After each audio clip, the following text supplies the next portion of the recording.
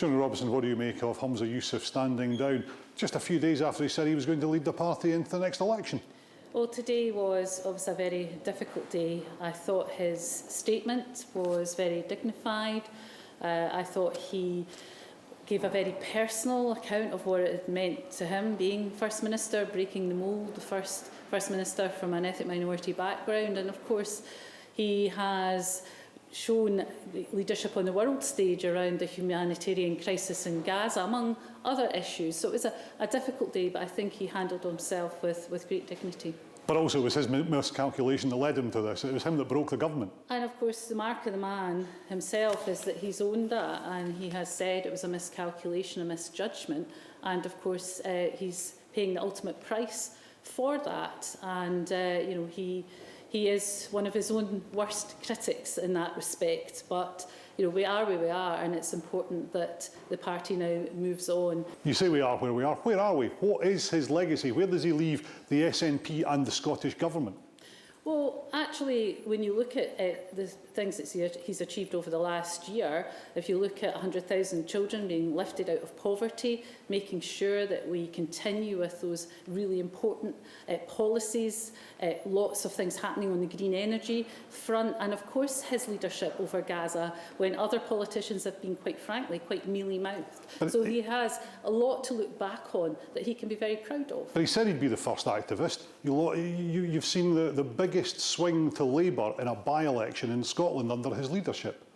Well, look, we need to rebuild the trust of the Scottish people. We need to make sure that here in the Parliament and the Scottish Government will need to focus on priorities, on delivery. We've got some work to do, and I think we all acknowledge that.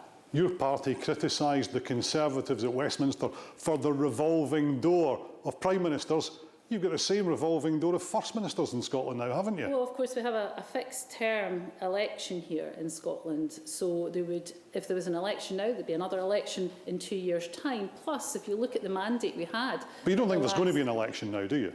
No, absolutely.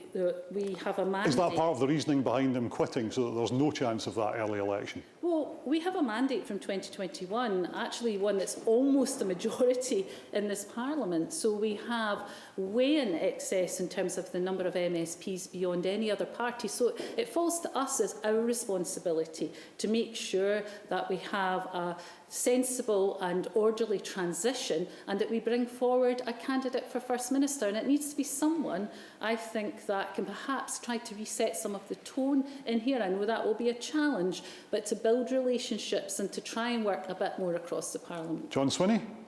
Well, look, there are a number of names that are being speculated upon. But his is the main name, isn't it, in the frame? Some of the other potential candidates have already backed him.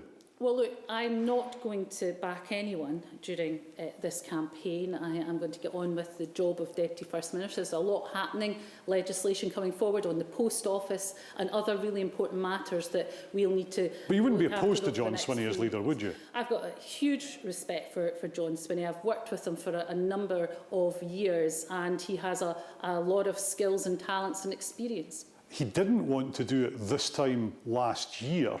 What's changed? Is it just the party calling on him and calling on his loyalty to serve? Well, that will be a judgment for John around how he feels, where he is, where the party is, where the government is, where the country is. And, it will be a judgment for him about whether he feels it's the right time. We need to bring the party together. We need to unify the party. We need to try to reset the tone in Parliament. So it needs to be somebody who can do that, and I'm sure John will be contemplating whether he's got the right skills and experience to be that person. As I say, though, I won't be endorsing anyone. Humza Yousaf suggested today that Scotland was closer to independence than ever. It doesn't feel that way to an awful lot of people.